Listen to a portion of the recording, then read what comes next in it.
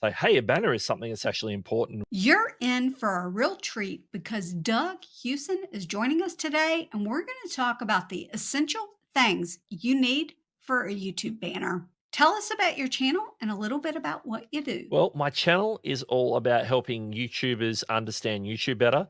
And so I talk about things like new YouTube features that they roll out. I talk about changes on the platform.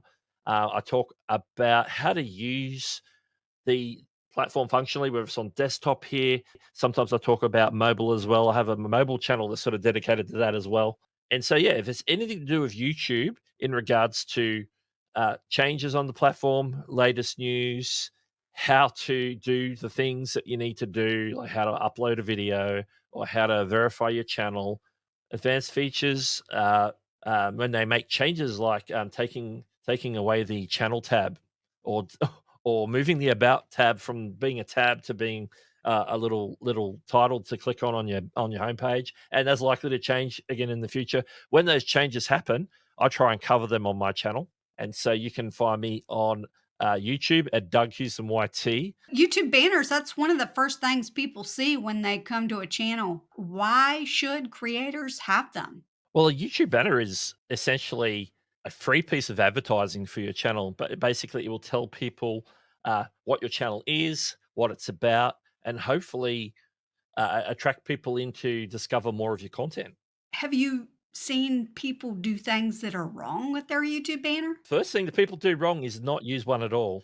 I think the second mistake is that people just start throwing random images on there. They clutter it up and just overfill it with like their family portrait, or there's a horse because they're into horses, a computer because they're in computers, and they just sort of decide just to fill the space with random things instead of being intentional. Particularly if you start a channel, it's not like front of mind, and so a video like this is good for people who are starting YouTube to say, hey, a banner is something that's actually important. We should make sure that we not only just slap something up on our channel, but we should be intentional about what we put up there. People choose the wrong images. What recommendations do you have for creators that are just getting started, or maybe they've Yeah. been doing the wrong thing all along? Choose the right images. I'll probably talk about images and text because I think the text is important too. But let's start with the images. First thing you need to decide is, do I put a picture of myself on there like I do? Yeah, that's not applicable to everybody. You shouldn't. You're not obligated to put your own picture on there. If you're a faceless channel, you're definitely not going to put your picture on there. If your channel is maybe a multiple host, you might want to put all the hosts on the banner. So you want to lean into imagery that reflects what your channel's about, so that people come across your channel banner instantly know that your channel's about growing home style vegetables and not about horses and cats. Yeah, and Yeah. preferably from your own garden. Yeah, absolutely. Pictures that you've taken, not stock photos. If you've got a modern smartphone, you can take some really brilliant pictures, and then bring them into Canva or something else, and brighten them up and put them on your banner. I think one other point I would have is to make sure what you put on your channel banner is sort of encompasses the vibe of who you are and what your channel's about. So beyond just the topic, but it's like, say, if you're fun and outgoing, there's some sort of vibe, and that might come down to like the color palette or the fonts that you use to sort of indicate that this is like, not only are you going to learn about growing vegetables, but we're going to have a fun time doing it. And the specific word phrasing. Absolutely. That's the next thing when we're talking about text. One thing to note, and this is the mistake that a lot of people make, is they blow up their channel name. It's the biggest thing on the channel banner. Like, you probably do wanna have your channel name there, but you don't want it to be the biggest thing or the thing that people's eyes are drawn to. So they sort of know where they are already. So that doesn't need to be like the biggest and boldest, but it certainly can be on there.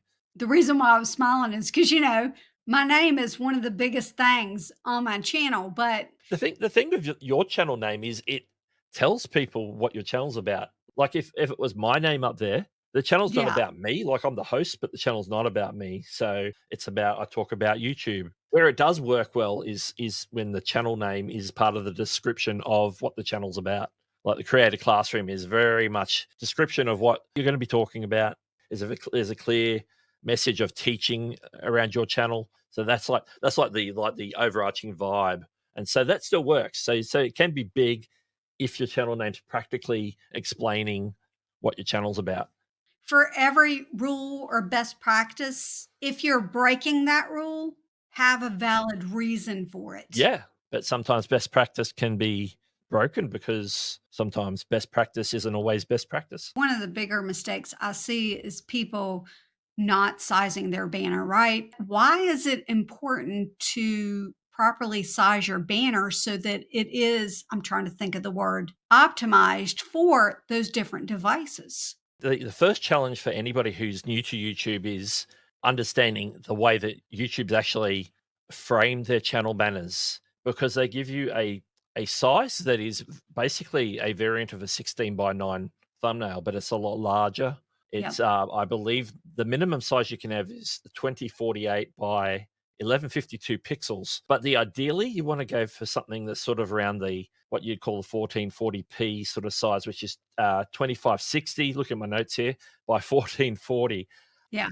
But when you look at that and you look at your banner on a channel, the channel banner is just a thin strip, It's and like this. it's like this, but you're giving me a big rectangle. It's 423 pixels high. Not that I know exactly. Yeah. Some mistakes I've seen some of these young creators make is to just fill the entire rectangle instead of just putting everything in that center. What they've done historically is said the full size, the 16 by 9 size, or the 2560 by 1440, is what people will see on certain TV formats. And I think in this day and age, they don't even really use those anymore. So it's sort of a carryover.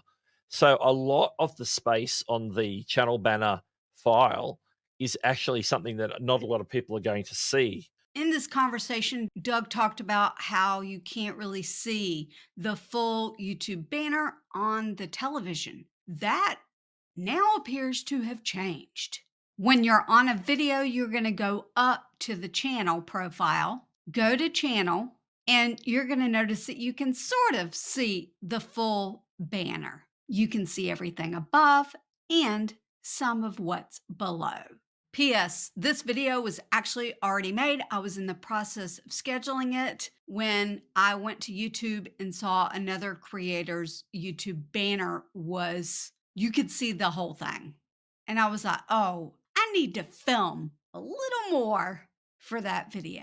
YouTube's constantly changing. That's why you need to go subscribe to Doug because he brings all the breaking news. I guarantee you he's going to have a video about this very thing. And if he doesn't, you can ask him about it.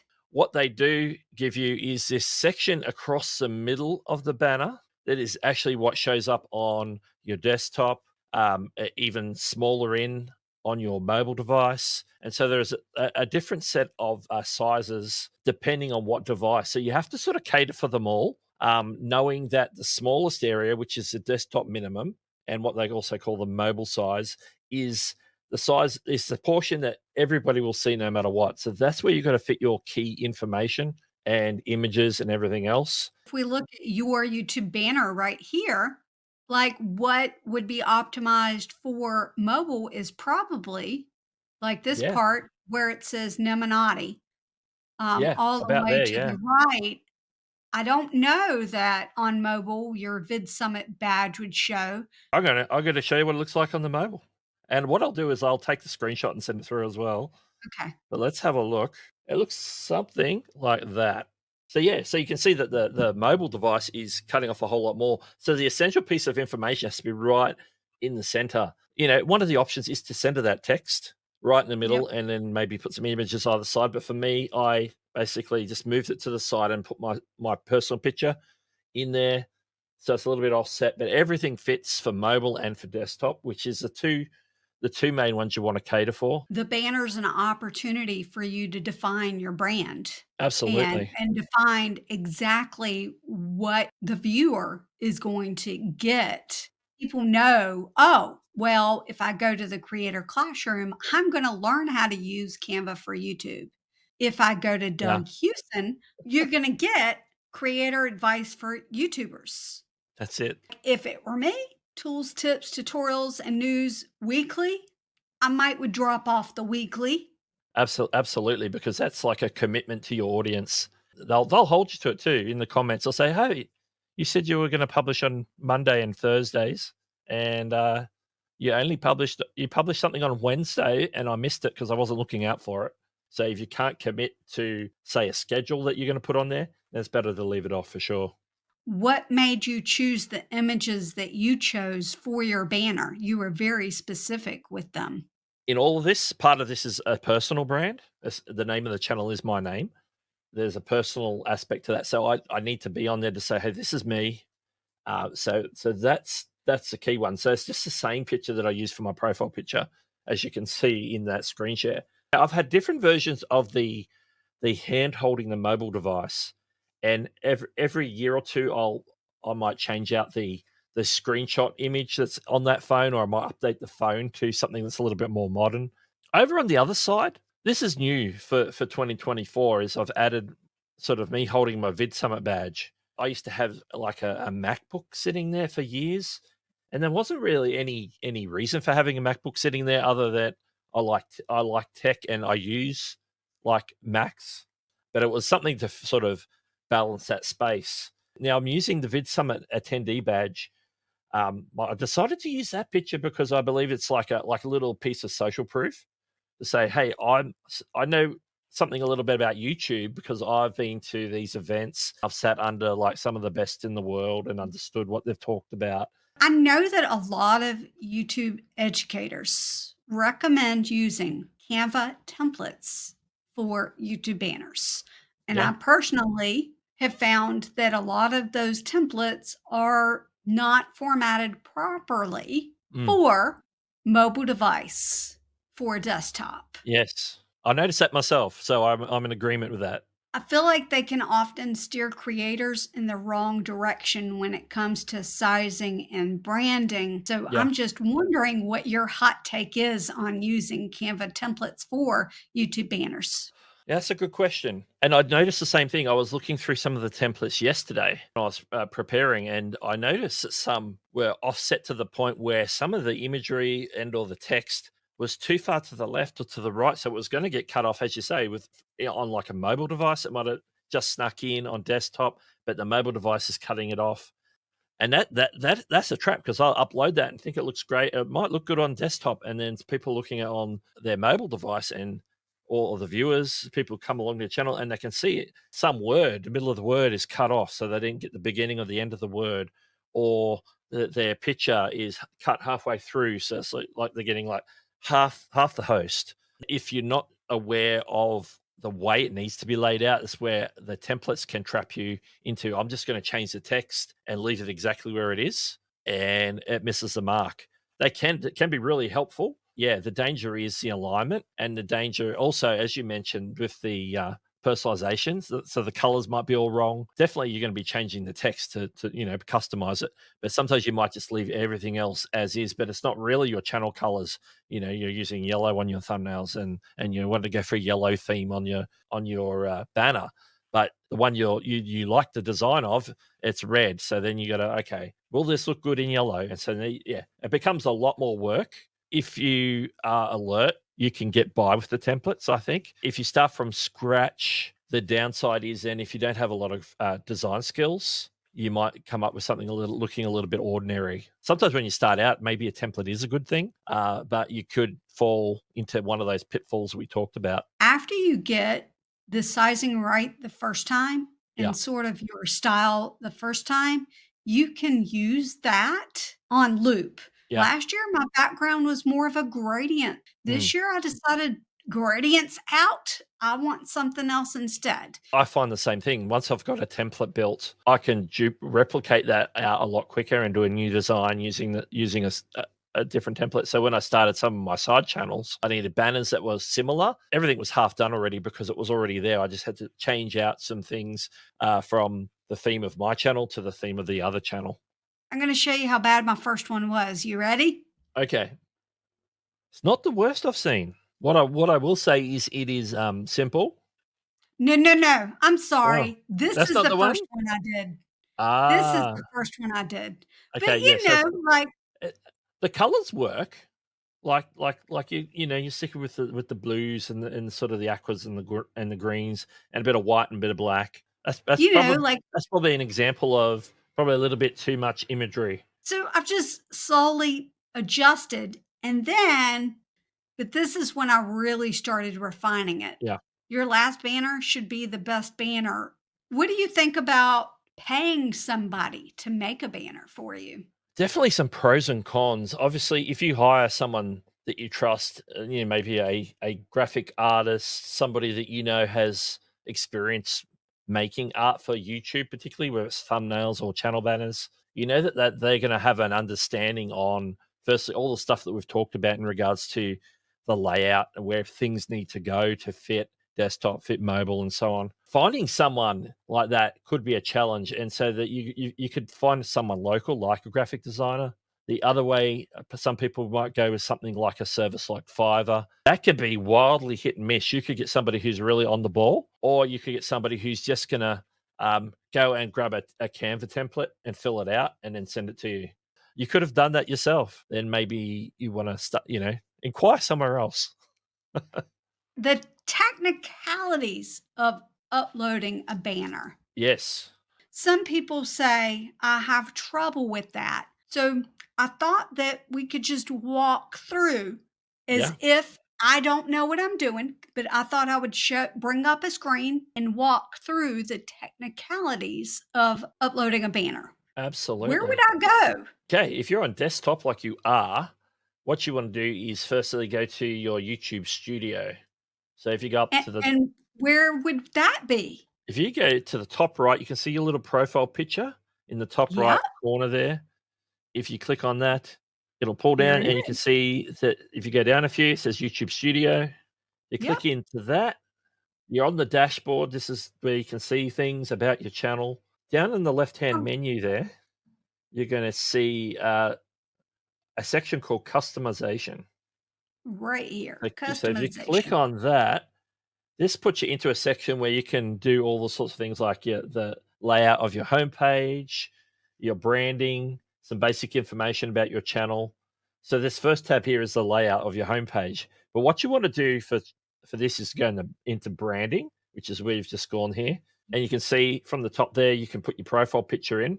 The second one down is the banner image. And this is where you can click change if you've already got one and upload something new. It's going to pop you straight into a menu. You can pick the one that you want to upload. So hopefully you've prepared your channel banner and you have it saved. It can be, I believe, it can be a JPEG, a PNG, and some of the other outlier formats.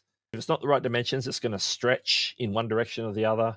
The other thing to look out for is make sure that you've got the file under 6 megabytes so that YouTube will accept it. If it's too large a file, it won't let you upload it. So you've selected one there, and you can see what it's doing there. It's giving you a bit of a preview of what it's going to look like on TV, which is showing you basically the whole 16 by 9 uh, uh, thumbnail style layout.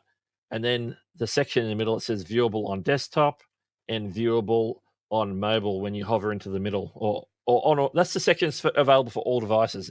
Doesn't matter what device you're on, you're going to see that part there. If everything seems to be lined up correctly, and this one seems to be, you're good to go. You can click done I'm gonna click cancel just because that might because you not don't be the want to update one it. that I've The most important thing is go up that top corner and click publish. That will normally be published. Yep, blue. It's grayed out because you haven't changed anything, yep, but it would normally be blue. yep. Click publish. What that does is it does the upload and saves it to your channel and start propagating that out to all the YouTube servers so that when people now go to your channel, they see your new banner, not your old banner. Now we just talked about how to upload the channel banner on desktop. Now some of you creators are mobile first creators, and so you're wondering, well, I don't really have a computer. How do I do that on my mobile device? Well, I've just made a video that's coming out the same time as this video. You can find the link in the description. On a lot of these, there are little question Yeah, marks, and you can hover over them. You can learn more about those things. So this would yeah, give you manage your YouTube channel's basic information. YouTube does go through changes, like they've recently changed to where you can't add clickable links to your banner anymore. That's the best place to learn what the new, I don't want to say terms of service are, but the new information The from best the YouTube current themselves. best practice for your homepage, your channel banners, for all the information that you put on there, what's clickable and not clickable, everything is in there. Your about page is in this whole customization section in the 3 tabs. And then if you get more stuck, then you could probably reach out to myself or yourself if it's something in regards to channel banners. Certainly, make sure to drop a comment in the bottom of this video. Yeah. Are you really close to 10,000?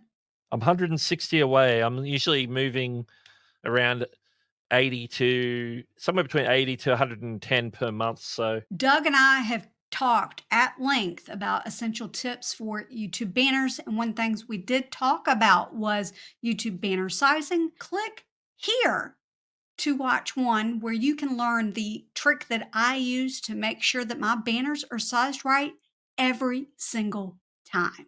And we'll see you next time. Well, I will. Doug won't, but I'm sure he'll be back in the future.